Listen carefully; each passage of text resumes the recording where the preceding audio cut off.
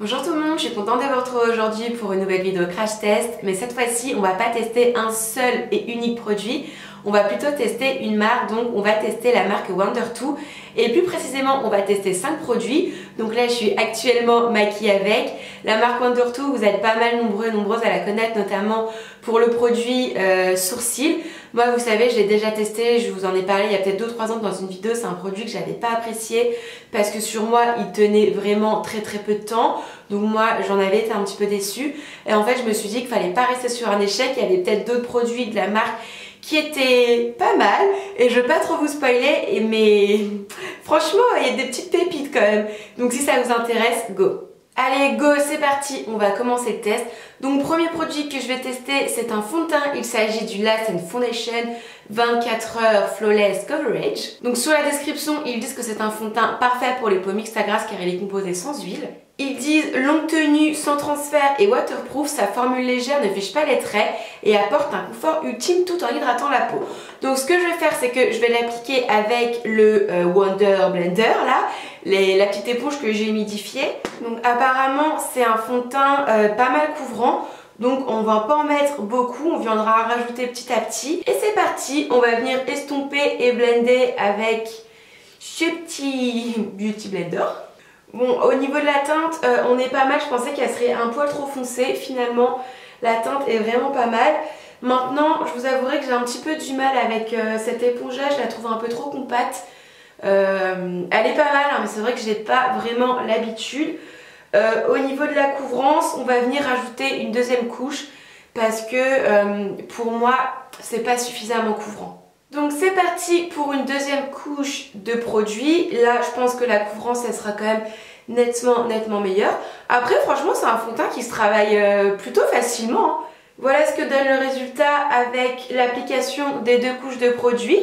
Pour l'instant je suis assez satisfaite. Avec deux couches de produit, je trouve la couvrance parfaite pour moi. Moi j'aime les fonds de teint quand même assez couvrants parce que j'ai quand même pas mal de choses à camoufler. Au niveau de la teinte c'est parfait. Je trouve le résultat assez lumineux.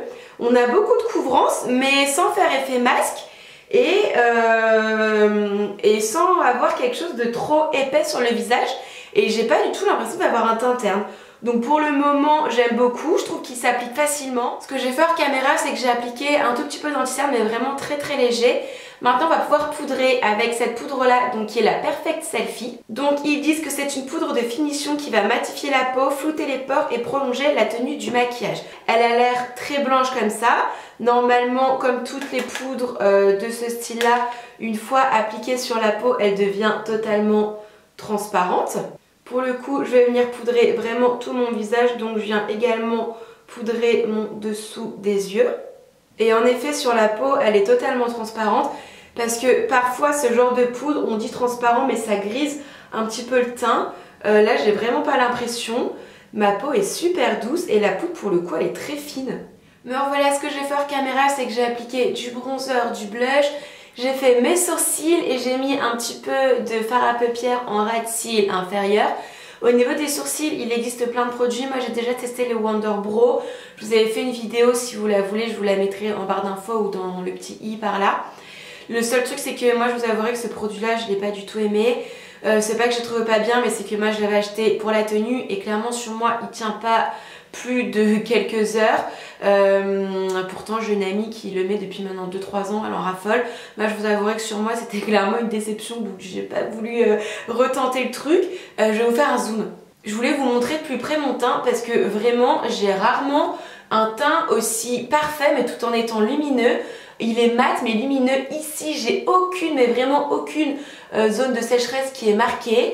Je le trouve parfait et la couleur je la trouve super bien adaptée. Quand j'ai appliqué mon bronzer, après il s'est estompé mais super rapidement, super facilement. J'ai le teint complètement mat, très doux. Enfin j'ai quand même de la poudre mais je trouve qu'elle est totalement imperceptible. Maintenant on va pouvoir passer au mascara et ça c'est un produit qui m'intrigue énormément, c'est le Wonder Extension. Ils disent que c'est un mascara particulier car il possède une double formule. La formule bleue nourrit et hydrate les cils, les rendent plus épais et ça sert de base à l'application de la deuxième formule. Et la formule noire en fait ça vient fixer des mini extensions 3D sur les cils pour créer de la longueur et amplifier le volume. Et c'est vrai que c'est super étrange parce que d'un côté on a du bleu et on a du noir. Et en fait ça vient se mélanger sur la brosse, mais la brosse j'ai des petites particules bleues, des petites particules noires. Donc allez, on y va. Normalement il est bien noir et c'est un mascara, comme on a compris, qui vient apporter du volume et de la longueur.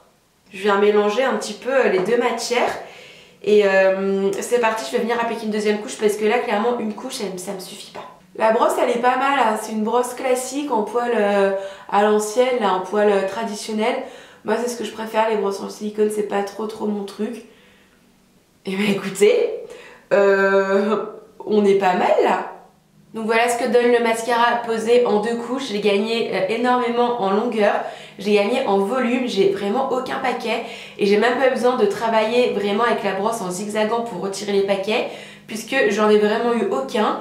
Là il est complètement sec et oui ça va, mais s'il reste souple, j'aime beaucoup le résultat.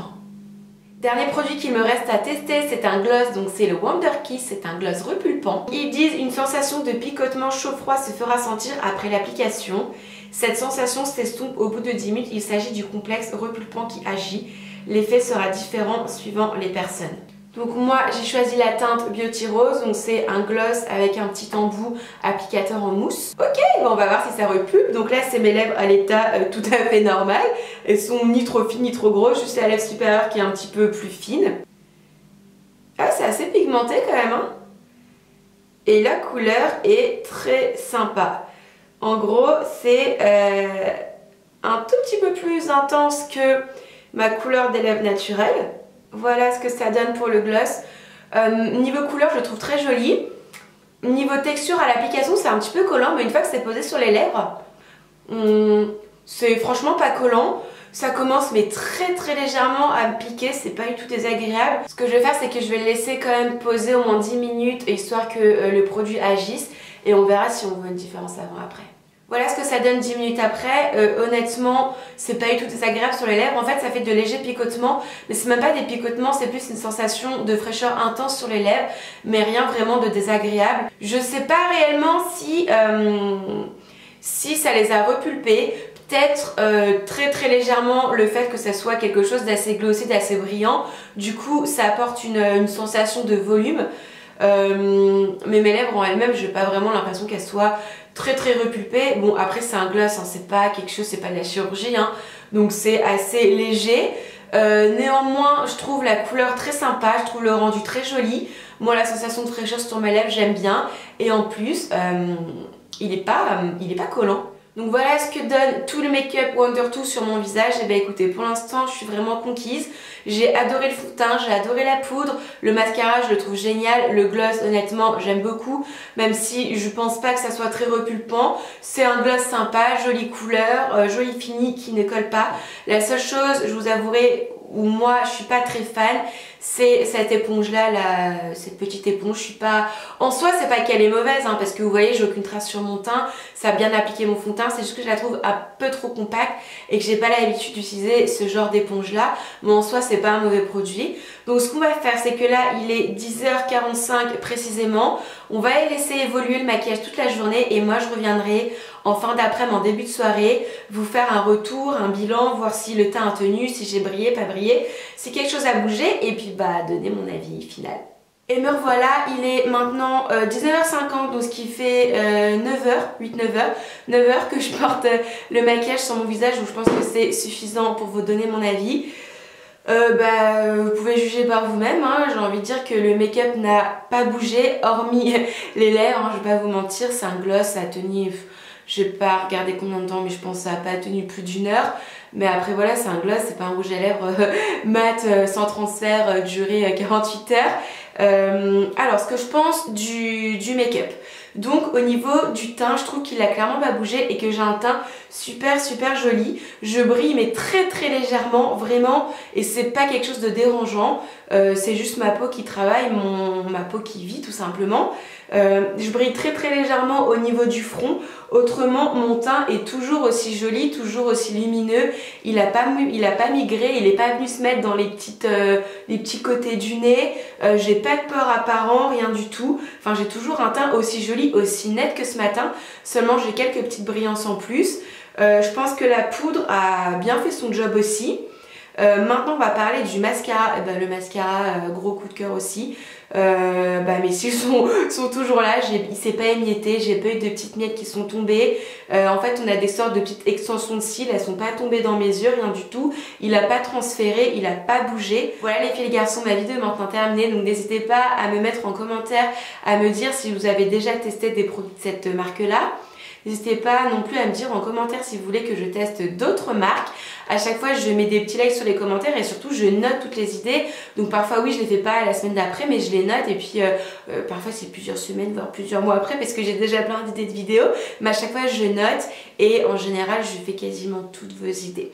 Voilà les filles les garçons, je vous fais plein de gros bisous et en attendant une prochaine vidéo je vous fais plein de bisous. Bye.